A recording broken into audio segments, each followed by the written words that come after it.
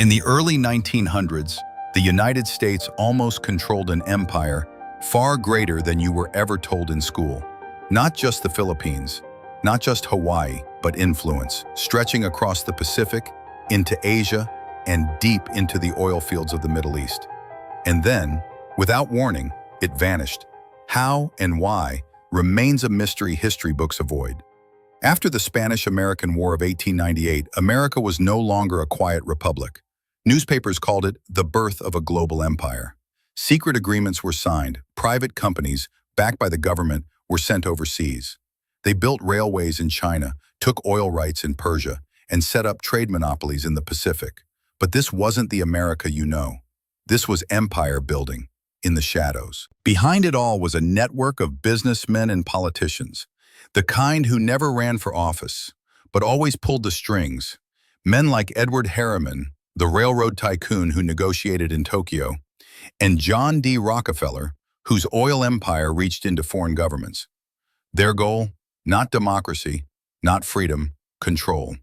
And they were winning. By 1920, this American shadow empire was poised to rival Britain's.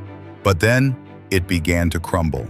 In China, rebellions cut off trade. In Persia, oil contracts were torn apart.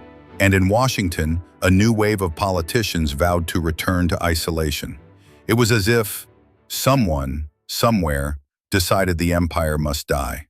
But who gave the order and why? Some historians blame public opinion.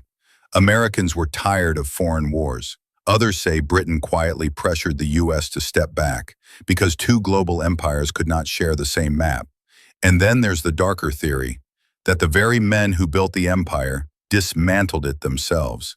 Once they had taken everything they wanted, the empire may have vanished on paper. But its networks, the corporations, the trade routes, the secret alliances, never truly disappeared. They just went underground.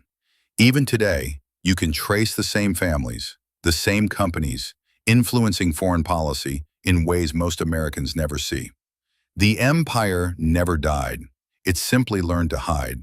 So the next time you hear about a war, an overseas deal, or a peacekeeping mission, ask yourself, is this really about freedom? Or is the shadow of America's forgotten empire still at work? If you want the truth history won't tell you, subscribe to Empire Files and uncover the hidden past shaping our world today.